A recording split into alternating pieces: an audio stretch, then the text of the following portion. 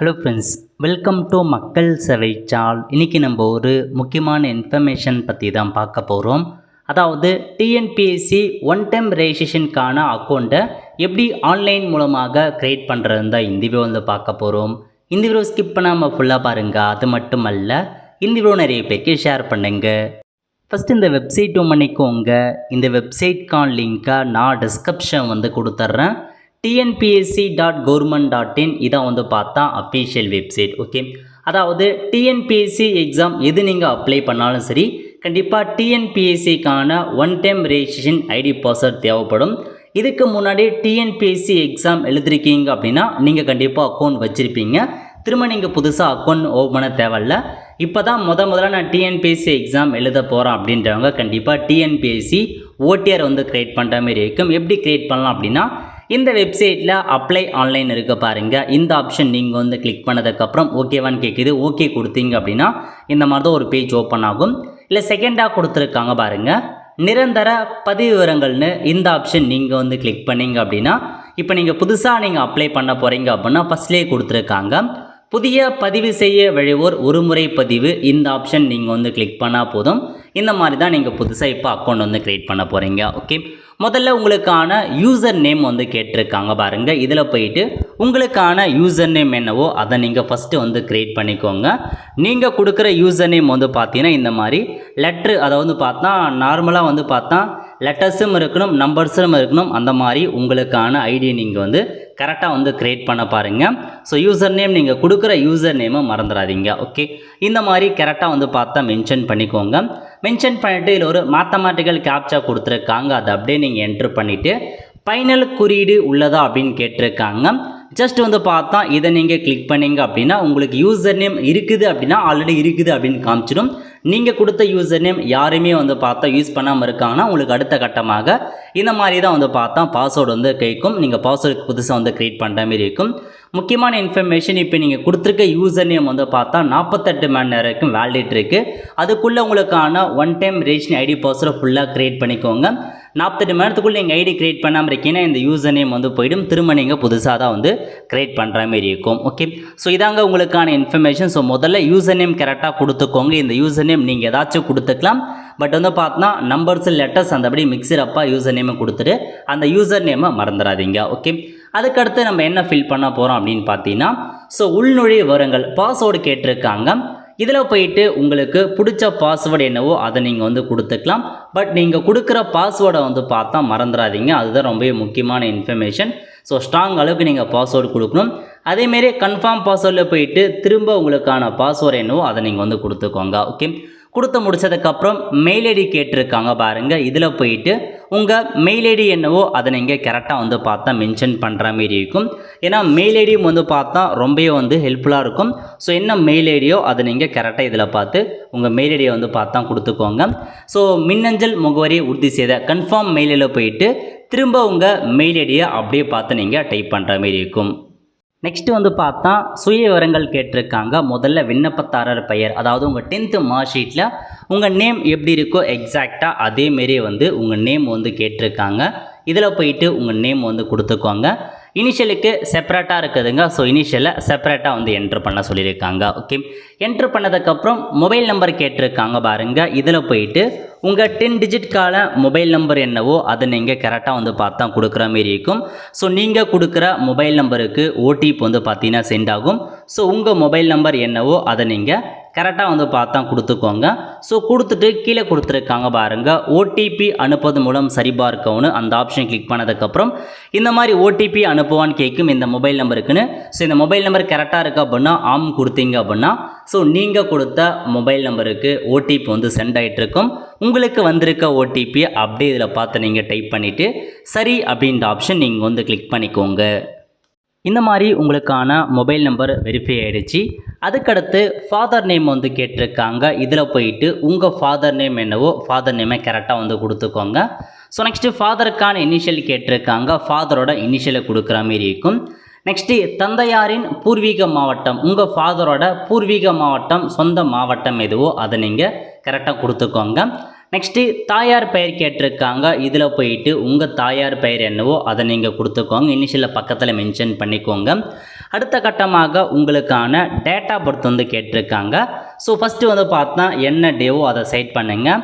அதுக்கப்புறம் மந்த்து கேட்டிருக்காங்க, எந்த மந்த்து. அதுக்கப்புறம் இயர் கேட்டிருக்காங்க, எந்த இயர். ஸோ டேட் ஆஃப் பர்த்தை மார்க் ஷீட்டில் இருக்க மாரி கரெக்டாக பார்த்து கொடுத்துக்கோங்க. உங்கள் டேட் ஆஃப் பர்த் வந்து ஒன்ஸ் கரெக்டாக நீங்கள் செக் பண்ணி பார்த்துட்டு ஆம் அப்படின்றத செட் பண்ணலாம். ஓகே, நெக்ஸ்ட்டு விண்ணப்பதாரரின் பூர்வீக மாவட்டம், உங்களுடைய சொந்த மாவட்டம் எது, பூர்வீகம் எதுன்னு கேட்டிருக்காங்க. பூர்வீக மாவட்டம் எதுவோ அதை நீங்கள் இதில் பார்த்து செட் பண்ணிக்கலாம். ஓகே, அடுத்த கட்டமாக பாலினம் கேட்டிருக்காங்க, நீங்கள் மேலா ஃபீமேலா அப்படின்ற மாரி உங்கள் ஜெண்டரை நீங்கள் வந்து கொடுத்துக்கோங்க. ஸோ கரெக்டாக இருக்கான்னு கேட்டிருக்காங்க, ஆம் செட் பண்ணிக்கோங்க. நெக்ஸ்ட்டு மதம் கேட்டிருக்காங்க, நீங்கள் ஹிந்துவா முஸ்லீமா கிறிஸ்டினா அப்படின்ற மாரி உங்களுக்கான மதம் என்னவோ அதை நீங்கள் செட் பண்ணலாம். தேசிய இனம் வந்து கேட்டிருக்காங்க, நீங்கள் சிட்டிசன் ஆஃப் இந்தியா அப்படின்ற ஆப்ஷனை நீங்கள் கரெக்டாக கொடுத்துக்கோங்க. ஸோ எல்லா இன்ஃபர்மேஷனுமே தெளிவாக வந்து ஃபில் பண்ண பாருங்கள். நெக்ஸ்ட்டு வந்து பார்த்தா வகுப்பு மற்றும் ஜாதி சர்டிஃபிகேட்டோட விவரம் வந்து கேட்டிருக்காங்க. ஸோ கம்யூனிட்டிக்கான இன்ஃபர்மேஷன்ஸ் ஃபில் பண்ண போகிறீங்க. இதில் நீங்கள் கம்யூனல் ரிசர்வேஷன் கேட்டகரியில் வரீங்களா இல்லை அதர்ஸான்னு கேட்டிருக்காங்க. அதாவது ஓசி இருக்காங்க பாருங்கள், அவங்க மட்டும் அதர்ஸில் வருவாங்க. பிசி எம்பிசி எஸ்சி எஸ்டி இவங்க எல்லாருமே கம்யூனல் ரிசர்வேஷன் கேட்டகரி, அந்த ஆப்ஷனை நீங்கள் வந்து செட் பண்ணுங்க. ஓகே, ஸோ செட் பண்ணதுக்கப்புறம் இந்த மாதிரி சரி அப்படின்ற ஆப்ஷன் நீங்கள் வந்து கிளிக் பண்ணிக்கோங்க. முக்கியமான இன்ஃபர்மேஷன் என்ன கொடுத்துருந்தாங்கன்னா, அதாவது உங்கள் ஜாதி சர்டிஃபிகேட்டை பொறுத்த வரைக்கும் நீங்கள் திருமணம் ஆகியிருக்கு அப்படின்னா கண்டிப்பாக அப்பா பேரில் தான் உங்களுக்கான ஜாதி சர்டிஃபிகேட் இருக்கணும், ஹஸ்பண்ட் நேமில் இருக்கக்கூடாது அப்படின்றது தெளிவாக கொடுத்துருக்காங்க. ஆணாக இருக்கட்டும் பெண்ணாக இருக்கட்டும் ஜாதி சர்டிஃபிகேட் உங்கள் அப்பா பேர் தான் இருக்கணும், ஹஸ்பண்ட் பேர் இருக்கக்கூடாது அப்படின்றத தெளிவாக மென்ஷன் பண்ணிட்டாங்க. ஒருவேளை உங்கள் ஜாதி சர்டிஃபிகேட்டில் உங்கள் அப்பா பேர் இல்லாமல் ஹஸ்பண்ட் பேர் தான் இருக்குது அப்படின்னா உடனே போயிட்டு சேஞ்ச் பண்ணிக்கோங்க. அப்பா நேம், ஸோ ஹஸ்பண்ட் பதிலாக அப்பா பேரில் தான் உங்களுக்கான ஜாதி சர்டிஃபிகேட் இருக்கணும். ஸோ மீனிங் என்ன அப்படின்னா உங்கள் ஜாதி சர்டிஃபிகேட்டில் உங்கள் பேர் இருக்கணும், பக்கத்தில் அதுமாரி டாக்டர் ஆஃப் அப்படின்னு பேர் உங்கள் அப்பா பேர் தான் இருக்கணும், ஒய்ஃப் ஆஃப்னு ஹஸ்பண்ட் பேர் இருக்கக்கூடாது அப்படின்றத மென்ஷன் பண்ணியிருக்காங்க. ஸோ நோட் பண்ணிக்கோங்க, ஹஸ்பண்ட் நேம் ஜாதி சர்டிஃபிகேட்டில் இருக்கக்கூடாது, அப்பா பேர் தான் இருக்கணும். ஓகே, இப்போ place of issues of community certificate, எந்த பிளேஸில் உங்களுக்கான ஜாதி சர்டிஃபிகேட் கொடுத்தாங்க. வித்தின் தமிழ்நாடு, தமிழ்நாட்டில் இருக்க ஜாதி சர்டிஃபிகேட் வச்சுருக்கீங்க அப்படின்னா வித்தின் தமிழ்நாடு அப்படின்ற ஆப்ஷன் நீங்கள் செட் பண்ணிக்கோங்க. செட் பண்ணதுக்கப்புறம் அப்படியே கீழே வந்தீங்க அப்படின்னா வகுப்பு எந்தமான கேட்டகரி, எஸ்டியா எஸ்சியா அல்லது வந்து பார்த்தா எஸ்சிஏவா எம்பிசியா டிசியா பிசியான்னு கேட்டிருக்காங்க. நீங்கள் எந்த கமிட்டியோ அந்த கமிட்டி கரெக்டாக செட் பண்ணுங்கள். செட் பண்ணிட்டு ஜாதி உட்பிரிவின் பெயர், பிசினா பிசியில் எந்த கேஸ்ட்டுன்னு கேட்டிருக்காங்க.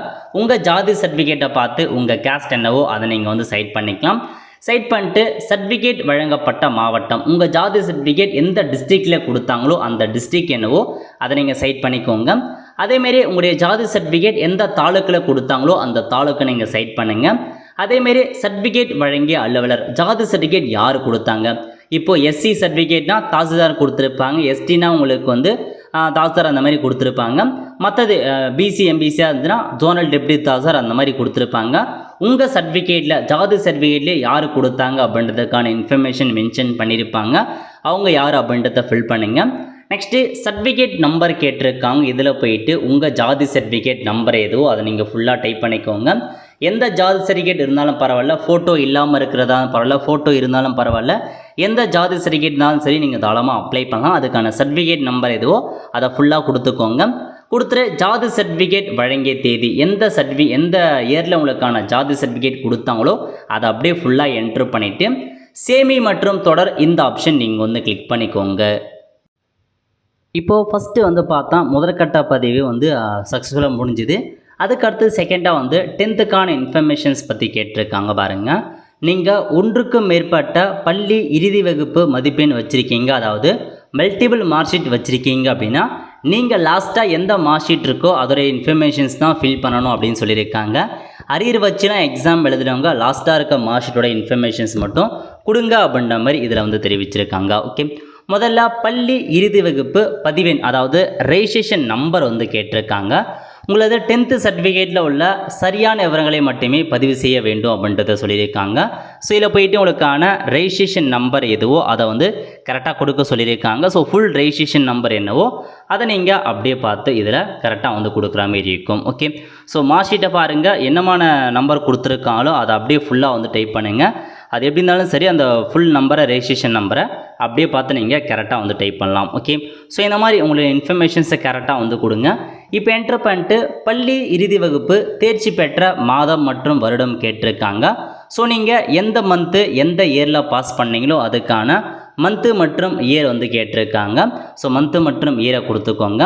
நெக்ஸ்ட்டு பிறந்த தேதி, உங்களுடைய 10th மார்க் ஷீட்டில் உங்கள் பிறந்த தேதி டேட் ஆஃப் பர்த் எப்படி இருக்கோ அதை வந்து கேட்டிருக்காங்க. டேட் ஆஃப் பர்த் எப்படி இருக்கோ அதேமாரி நீங்கள் வந்து ஃபில் பண்ணுற மாரி இருக்கும். ஸோ ஃபஸ்ட்டு வேறு இப்போ மார்க் ஷீட்டில் இருக்க மாரி உங்கள் டேட் ஆஃப் பர்த்தை கேட்டிருக்காங்க. அதை பார்த்து அப்படியே வந்து ஃபில் பண்ணுங்கள். ஓகே, அடுத்த கட்டமாக பள்ளி இறுதி வகுப்பு கல்வி குழுமம் எந்த போர்டில் படிச்சிங்க?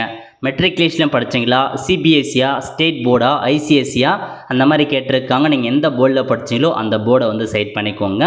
நெக்ஸ்ட்டு பள்ளி இறுதி வகுப்புக்கான மார்க் ஷீட் சர்டிஃபிகேட் நம்பர் கேட்டிருக்காங்க. மார்க் ஷீட் நம்பர் உங்கள் மார்க் ஷீட் மேலே கார்னரில் கொடுத்துருப்பாங்க, அதான் உங்களுக்கான நம்பர். ஸோ அந்த சர்டிஃபிகேட் நம்பர் என்னவோ அதை அப்படியே பார்த்து நீங்கள் கரெக்டாக வந்து டைப் பண்ணிக்கோங்க. ஓகே, ஸோ டைப் பண்ணி முடிச்சதுக்கப்புறம் பள்ளி இறுதி வகுப்பு பயிற்று மொழி நீங்கள் வந்து 10th எந்த மீடியத்தில் படிச்சிங்க அப்படின்னு கேட்டிருக்காங்க. தமிழ் மீடியத்தில் படிச்சிங்களா, இங்கிலீஷ் மீடியமா அப்படின்ட்டு தான் கொடுத்துக்கோங்க. தமிழ் ஃபுல்லாக தமிழ் மீடியத்தில் படித்தவங்க தமிழ் கொடுங்க, ஃபுல்லாக இங்கிலீஷ் மீடியத்தை படித்தவங்க இங்கிலீஷ் அப்படின்ற ஆப்ஷன் நீங்கள் வந்து செலக்ட் பண்ணலாம். ஓகே, செலக்ட் பண்ணி முடிச்சதுக்கப்புறம் அடுத்த கட்டமாக அட்ரஸ் கேட்டிருக்காங்க பாருங்கள்.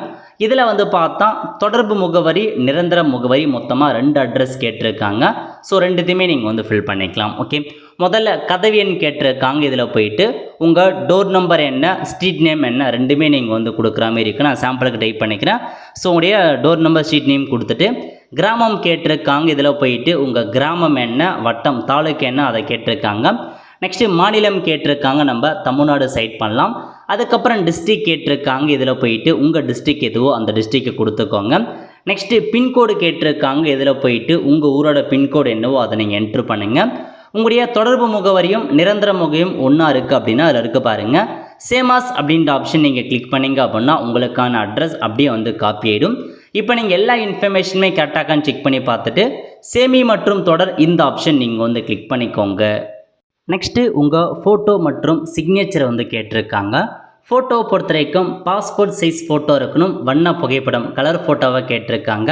சென்டிமீட்டர் கொடுத்துருக்காங்க பாருங்கள். உயரம் 4.5 சென்டிமீட்டரும் அகலம் வந்து 3.5 பிக்சலில் 170 x 130 பிக்சலில் கரெக்டாக ரீசைஸ் பண்ணிவிட்டு அப்லோட் பண்ணுங்கள்.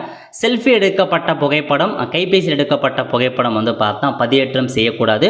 ஃபோட்டோ அதாவது நல்லா நார்மலாக டிஎஸ்எல்ஆர் கேமராவில் ஃபோட்டோ பிடிச்சி அதை ஸ்கேன் பண்ணி அப்லோட் பண்ணுங்க அப்படின்னு சொல்லியிருக்காங்க.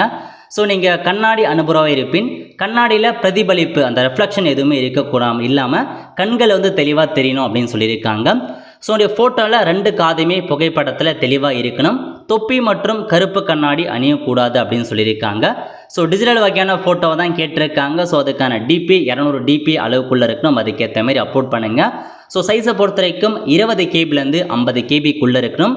ஃபோட்டோக்கான நேம் வந்து பார்த்தா photograph.jpg அப்படின்னு நேம் இருக்கணும். உங்களுடைய ஃபோட்டோ ரீநேம் பண்ணிங்க அப்படின்னா photograph.jpg அப்படின்னு இருக்கணும். ஓகே, இதான் ஃபோட்டோக்கான பேசிக் கைட்லைன். அதேமாரி சிக்னேச்சரை பொறுத்த வரைக்கும் உங்களுக்கு 6 சென்டிமீட்டர் அகலமும் 3 சென்டிமீட்டர் உயரமும் 225 x 115 பிக்சல் கேட்டிருக்காங்க. ரன்னிங் லெட்டரில் உங்களுக்கான சைன் இருக்கணும். சைனை பொறுத்த வரைக்கும் ப்ளூ அல்லது பிளாக் பெண்ணை மட்டும் தான் நீங்கள் பயன்படுத்தணும்னு சொல்லியிருக்காங்க. 200 டிபிஐ கேட்டிருக்காங்க. ஸோ கரெக்டாக அந்த சிக்னேச்சர் மட்டும் இருக்கிற மாரி கிராப் பண்ணி அப்லோட் பண்ணுங்கள். தனித்தனி எழுத்துக்களாக எழுதப்பட்ட பெயர் மற்றும் தலைப்பெழுத்துக்கள் மட்டும் கொண்டவை கையொப்பமாக கருதப்படாது. ஸோ ஃபுல் சைன் இருக்கணும் அப்படின்றதையும் இதில் மென்ஷன் பண்ணியிருக்காங்க. ஸோ நீங்கள் கரெக்டாக ரீசைஸ் பண்ண பாருங்கள். உங்களுக்கு ஃபோட்டோ சிக்னேச்சர் ரீசைஸ் பண்ண தெரியல அப்படின்றவங்க கூகுளில் போயிட்டு டிஎன்பிஎஸ்சி ஃபோட்டோ கம்ப்ரஸர் கொடுத்தீங்க அப்படின்னா ஃபஸ்ட்டே ஒரு பேஜ் இருக்குது பாருங்கள், டிஎன்பிஎஸ்சி ஃபோட்டோ கம்ப்ரஸர்னு. இந்த ஆப்ஷன் நீங்கள் வந்து கிளிக் பண்ணால் போதும். ஸோ இதில் வந்து பார்த்தீங்கன்னா உங்களுக்கு ஃபோட்டோ வந்து கேட்டிருக்காங்க. இதில் போயிட்டு சூஸ் ஃபைல்னு இருக்க பாருங்கள், இந்த ஆப்ஷன் நீங்கள் வந்து கிளிக் பண்ணி கன்வெர்ட் பண்ணிக்கலாம். இதில் வந்து பார்த்தீங்கன்னா உங்கள் நேம், ஃபோட்டோ கீழே உங்கள் நேம், ஃபோட்டோ எடுத்ததுக்கான தேதி வந்து பார்த்தா மென்ஷன் ஆகும். ஸோ டிஎன்பிஎஸ்சி ஓடிஆரை பொறுத்த வரைக்கும் ஃபோட்டோ கீழே உங்கள் நேம் மற்றும் டேட் இருக்கணும் அவசியம் கிடையாது. நீங்கள் அந்த எக்ஸாமுக்கு அப்ளை பண்ண சொல்ல தான் ஃபோட்டோக்கு கீழே உங்கள் பெயர் மற்றும் ஃபோட்டோ எடுத்ததுக்கான தேதி இருக்கணும். நீங்கள் நார்மலாக ஓடிஆரில் உங்களுக்கான ஃபோட்டோ எடுத்ததுக்கான பெயர் மற்றும் தேதி இருக்கணும்னு அவசியம் இல்லை. பட் இருந்துச்சுனாலும் பிரச்சனை, நீங்கள் தாராளமாக வச்சுக்கலாம், ஒன்றும் ப்ராப்ளம் இருக்காது. இந்த வெப்சைட்டில் போய் நீங்கள் கம்ப்ரஸ் பண்ணிக்கலாம். இது வந்து பார்த்தா ஒரு எக்ஸ்டர்னல் வெப்சைட் தான், ஈஸியாக நீங்கள் கம்ப்ரஸ் பண்ணலாம். அதேமாரி நீங்கள் சிக்னேச்சரும் அதேமாரி நீங்கள் வந்து பார்த்தா பண்ணிக்கலாம். சேம் அதேமாரி பேக்வேர்டில் போயிட்டு சிக்னேச்சர் டிஎன்பிஎஸ்சி சிக்னேச்சர் கம்ப்ரஸர் கொடுத்தீங்க அப்படின்னா இதில் போயிட்டு நார்மலாக இருக்கிற உங்கள் சிக்னேச்சர் ஃபோட்டோவை அப்லோட் பண்ணிட்டு அதுவாக வந்து பார்த்தா டிஎன்பிஎஸ்சிக்கு ஏற்ற மாதிரி எல்லா சைஸு அந்த நேம் ரீக்ரியேஷன் ஆட்டும் எல்லாமே அதுவாக வந்து பண்ணிக்கும். ஸோ அதுக்கேற்ற மாதிரி நீங்கள் ரீசைஸ் பண்ணிவிட்டு அப்லோட் பண்ண பாருங்கள். இதில் போயிட்டு சூஸ் ஃபைல் அப்படின்ற ஆப்ஷனை கொடுத்து அந்த ஃபோட்டோவை அப்லோட் பண்ணுங்கள். அதேமாரி சூஸ் ஃபைல் கொடுத்து சிக்னேச்சரை தெளிவாக அப்லோட் பண்ணிக்கோங்க. எல்லாமே அப்லோட் பண்ணி முடிச்சதுக்கப்புறம் கீழே கொடுத்துருக்காங்க பாருங்கள் சேமி மற்றும் தொடர்னு இந்த ஆப்ஷன் நீங்கள் வந்து கிளிக் பண்ணிக்கோங்க. நெக்ஸ்ட்டு உங்களுக்கான ப்ரிவ்யூ பேஜ் வந்து பார்த்தா ஓப்பன் ஆகிடுச்சு. இதில் நீங்கள் கொடுத்த எல்லா இன்ஃபர்மேஷன்ஸுமே கரெக்டாக இருக்கா இல்லையா அப்படின்னு நீங்கள் வந்து செக் பண்ணி பார்த்துக்கோங்க. ஏதாச்சும் மிஸ்டேக் இருக்குது அப்படின்னா தாராளமாக நீங்கள் எடிட் பண்ணிக்கலாம். எப்போலாம் நீங்கள் எடிட் பண்ணலாம், ஒன்றும் பிரச்சனை இல்லை. ஒன்ஸ் கரெக்டாக செக் பண்ணி பார்த்துட்டு கீழே கொடுத்துருக்காங்க பாருங்கள் மேற்கூறிய உறுதிமொழியை ஏற்றுக்கொள்கிறேன்னு இந்த டேர்ம்ஸ் அண்ட் கண்டிஷனை கொடுத்துரு. ஸோ ஏதாச்சும் மாற்ற விருப்பம்னா அப்படின்னா விவரங்களே மாற்ற வேண்டும் கொடுத்து மாற்றிக்கலாம். இல்லை கரெக்டாக இருக்குது அப்படின்னா சேமி மற்றும் தொடர் இந்த ஆப்ஷன் நீங்கள் வந்து கிளிக் பண்ணிக்கோங்க. அகைன் உங்களுக்கான ப்ரிவ்யூ பேஜ் வந்து ஓப்பன் ஆகிருக்கு. திரும்ப ஒரு தடவை நீங்கள் வந்து செக் பண்ணி பார்த்துட்டு ஃபீஸ் வந்து பேமெண்ட் பண்ணுற மாரி இருக்கும். இதில் கொடுத்துருக்காங்க பாருங்கள் கட்டணம் செலுத்தவும் தொடரவும்னு இந்த ஆப்ஷன் நீங்கள் வந்து கிளிக் பண்ணிங்க அப்படின்னா 150 ரூபா நீங்கள் ஓடிஆருக்கான ஃபீஸாக பேமெண்ட் பண்ணுற மாரி இருக்கும். பேமெண்ட் கேட்வே வந்து பார்த்தா ஏதாச்சும் ஒரு ஆப்ஷன் நீங்கள் வந்து கொடுத்துக்கோங்க. பேமெண்ட் டைப் கேட்டிருக்காங்க ஆன்லைன் வந்து செட் பண்ணிக்கோங்க. செட் பண்ணிட்டு கிரெடிட் கார்டா, டெபிட் கார்டா, நெஃப்டா, யூபிஐயா அந்த மாதிரி நிறைய ஆப்ஷன்ஸ் கொடுத்துருக்காங்க.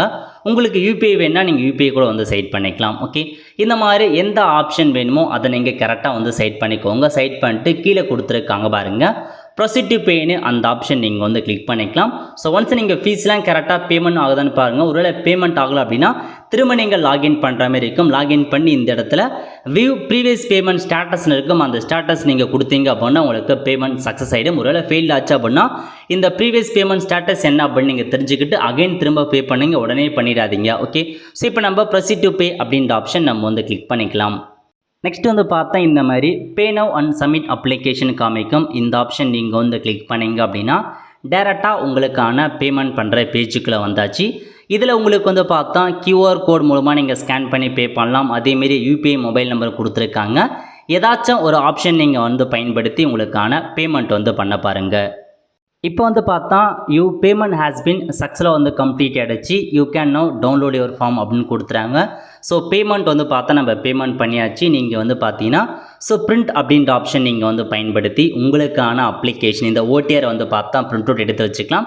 மேக்ஸிமம் ஓடிஆர் வந்து பார்த்தா பிரிண்ட் அவுட் தேவை கிடையாதுங்க. ஜஸ்ட் நீங்கள் சேவ் மட்டும் பண்ணி வச்சுக்கோங்க. ஓகே, ஸோ அதுக்கடுத்து தேதி உங்கள் சுயவிவரப்பத்திர தொடர்க இந்த ஆப்ஷன் நீங்கள் வந்து கிளிக் பண்ணிங்கன்னா யூசர் நேம் பாஸ்வேர்டு கொடுத்து நீங்கள் டேரெக்டாக லாகின் பண்ணிக்கலாம். ஸோ உங்கள் யூசர் நேம் என்ன, பாஸ்வேர்டு என்ன கொடுத்தீங்க, அப்புறம் கேப்சா கொடுத்து நீங்கள் வந்து பார்த்தா லாகின் பண்ணிக்கலாம். ஓகே, ஸோ இப்போ டேஷ்போர்டு கொடுத்துருக்காங்க. டேஷ்போர்டு போனீங்க அப்படின்னா உங்கள் ஆதார் இருக்க பாருங்கள். ஆதாரை நீங்கள் ஓடிஆர் கூட லிங்க் பண்ணுற மாதிரி இருக்கும். அது வந்து அவசியமானதுங்க. ஸோ கண்டிப்பாக ஆதார் கூட ஓடிஆர் லிங்க் பண்ணால் மட்டும்தான் அப்ளை பண்ண முடியும். ஸோ உங்கள் ஆதார் கார்டில் மொபைல் நம்பர் லிங்க் ஆகிருக்கான்னு செக் பண்ணி பார்த்துக்கோங்க. அப்படி லிங்க் ஆகலை அப்படின்னா ஸோ ஆதார் கார்டில் போயிட்டு மொபைல் நம்பரை லிங்க் பண்ணிக்கோங்க. ஓகே, என்ன கேட்டிருக்காங்கன்னா ஸோ உங்ககிட்ட ஆதார் கார்டு இருக்கான்னு கேட்டிருக்காங்க. எஸ் கொடுத்துக்கோங்க. எஸ் கொடுத்துட்டு ஆதார் நம்பர் வந்து கேட்டிருக்காங்க பாருங்கள். இதில் போயிட்டு உங்கள் ஆதார் நம்பர் என்னவோ அதை நீங்கள் அப்படியே பார்த்து கரெக்டாக வந்து டைப் பண்ணுற மாரி இருக்கும். ஆதார் நம்பரை கொடுத்துக்கோங்க. ஸோ 12 டிஜிட்கான ஆதார் நம்பரை என்ட்ரு பண்ணிவிட்டு அடுத்த கட்டமாக ஆதார் கார்டில் உங்கள் பேர் எப்படி இருக்குது அப்படின்னு கேட்டிருக்காங்க. ஸோ ஆதார் கார்டில் உங்கள் பேர் எப்படி இருக்கோ அதேமாரி உங்கள் பேர் நீங்கள் வந்து மென்ஷன் பண்ணுற மாரி இருக்கும். ஸோ கொடுத்துட்டு ஓடிஆரில் உங்கள் பேர் எப்படி இருக்குது அப்படின்னு கேட்டிருக்காங்க. அதையும் நீங்கள் கரெக்டாக வந்து செக் பண்ணிக்கோங்க. செக் பண்ணி பார்த்துட்டு கீழே கொடுத்துருக்காங்க மேத்தமெட்டிக்கல் கேப்சா, அதை அப்படியே நீங்கள் என்ட்ரு பண்ணிவிட்டு டேர்ம்ஸ் அண்ட் கண்டிஷன்ஸ் கொடுத்துருக்காங்க. அதை நீங்கள் டிக் பண்ணிவிட்டு சென்ட் ஓடிபி அப்படின்ற ஆப்ஷன் நீங்கள் வந்து கிளிக் பண்ணிக்கோங்க. இந்த மாதிரி வந்து பார்த்தா கன்ஃபார்மானு கேட்டிருக்காங்க. ஸோ உங்கள் நேம் எப்படி இருக்குது, ஓடிஆரில் எப்படி இருக்குது, டேட் ஆஃப் பர்த் எல்லாமே கரெக்டாக இருக்கான்னு செக் பண்ணி பார்த்துட்டு கன்ஃபார்ம் அப்படின்ற ஆப்ஷன் நீங்கள் வந்து கிளிக் பண்ணிங்க அப்படின்னா ஸோ இதில் உங்களுக்கு வந்து பார்த்தா ஓடிபி வந்து கேட்கும். ஸோ இந்த டேர்ம்ஸ் அண்ட் கண்டிஷன்ஸ் கொடுத்துருக்காங்க. அதை செக் பண்ணிவிட்டு உங்கள் ஆதார் கார்டில் எந்த மொபைல் நம்பர் கொடுத்துருக்கீங்களோ அந்த மொபைல் நம்பருக்கு ஓடிபி வந்திருக்கும். உங்களுக்கு வந்திருக்க ஓடிபியை அப்படியே பார்த்து டைப் பண்ணிவிட்டு அக்ரி அண்ட் கன்ஃபார்ம் அப்படின்ற ஆப்ஷன் நீங்கள் வந்து கிளிக் பண்ணிக்கோங்க. இந்த மாதிரி உங்களுக்கு சக்ஸஸ்ஃபுல்லாக வெரிஃபைட் ஆதார் அப்படின்னு ஓகே கொடுத்ததுக்கப்புறம் ஆதார் நம்பர் வெரிஃபை பண்ணிட்டு இந்த மாதிரி தாங்க உங்களுக்கான டேஷ்போர்டு ஓப்பன் ஆகும். இப்போதைக்கு நம்ம சக்ஸஸ்ஃபுல்லாக ஓடிஆர் வந்து க்ரியேட் பண்ணியாச்சு. இதுக்கப்புறம் டிஎன்பிஎஸ்சி வர எல்லா எக்ஸாமுமே இந்த ஓடிஆர் ஐடி பாஸ்வேர்டு கொடுத்து தாராளமாக நீங்கள் அப்ளை பண்ணிக்கலாம். அதாவது இப்போ நீங்கள் ஒரு தடவை நீங்கள் ஓடிஆர் க்ரியேட் பண்ணுறீங்க அப்படின்னா பிசி எம்பிசிலாம் 3 தடவை உங்களுக்கான எக்ஸாம் ஃப்ரீயாக அப்ளை பண்ணிக்கலாம். அதேமாதிரி எஸ்சி/எஸ்டி வந்து பார்த்தா ஒரு தடவை ஓடிஆர் கிரியேட் பண்ணிட்டீங்க அப்படின்னா எல்லா எக்ஸாமே நீங்கள் ஃப்ரீயாகவே அப்ளை பண்ணிக்கலாம். ஃப்ரீயாக தான் கொடுத்துருக்காங்க. முக்கியமான இன்ஃபர்மேஷன், ஓடிஆர் இப்போ நீங்கள் கிரியேட் பண்ணுறீங்க அப்படின்னா 5 வருஷத்துக்கு ஒரு தடவை நீங்கள் ரினிவல் பண்ணுற மாதிரி இருக்கும். 24/4/2025 இன்றைக்கி நான் கிரியேட் பண்ணியிருக்கேன் அப்படின்னா திரும்ப நெக்ஸ்ட் ரெனிவல் வந்து 24/4/2030 திரும்ப 150 ரூபா கட்டி நான் ரெனிவல் பண்ணுற மாதிரி இருக்கும். இதற்கு நடுவில் நீங்கள் ஏதாச்சும் எடிட் பண்ண போகிறீங்க, ஓடிஆரில் வந்து உங்கள் நேம் எடிட் பண்ணணும், மொபைல் நம்பர் எதுவாக இருந்தாலும் சரி நீங்கள் எடிட் பண்ணிக்கலாம். எடிட் ப்ரொஃபைல் ஓடிஆரை கொடுத்து தாராளமாக எடிட் பண்ணிக்கோங்க. ஓகே, ஸோ இப்போதைக்கு உங்களுக்கான ஓடிஆர் கிரியேட் பண்ணியாச்சு. இதுக்கப்புறம் நீங்கள் டிஎன்பிஎஸ்சி எக்ஸாம் எழுதுகிற எல்லாமே கரண்ட் அப்ளிகேஷனில் ஓப்பன் ஆகும். அதேமாதிரி எல்லா இன்ஃபர்மேஷனுமே எல்லாம் நீங்கள் தெரிஞ்சுக்க முடியும். இந்த மாதிரி தான் உங்களுக்கான ஒன் டைம் ரெஜிஸ்ட்ரேஷன் ஐடி பாஸ்வேர்டை கிரியேட் பண்ணுற மாதிரி இருக்கும் ஓடிஆர். ஸோ கண்டிப்பாக இது வரைக்கும் நீங்கள் கிரியேட் பண்ணாதவங்க கிரியேட் பண்ணி வச்சுக்கோங்க சீக்கிரமாக. ஏன்னா எக்ஸாம் வர சொல்ல உங்களுக்கு சர்வர் இஷ்யூஸ் அதிகமாகவே இருக்கும். அதனால் முடிஞ்ச அளவுக்கு முன்கூட்டியே நீங்கள் புதுசாக ஓடிஆரை கிரியேட் பண்ணி வச்சுக்கோங்க. அவ்வளோதான் ஃப்ரெண்ட்ஸ். ஸோ இந்த மாதிரி தான் நீங்கள் கிரியேட் பண்ணுற மாதிரி இருக்கும். கண்டிப்பாக இந்த வீடியோ பிடிச்ச லைக் பண்ணுங்கள். அது மட்டும் அல்ல, இந்த வீடியோ நிறைய பேருக்கு ஷேர் பண்ணுங்கள். அடுத்த ஒரு நிலையில் சந்திப்போம். நன்றி, வணக்கம்.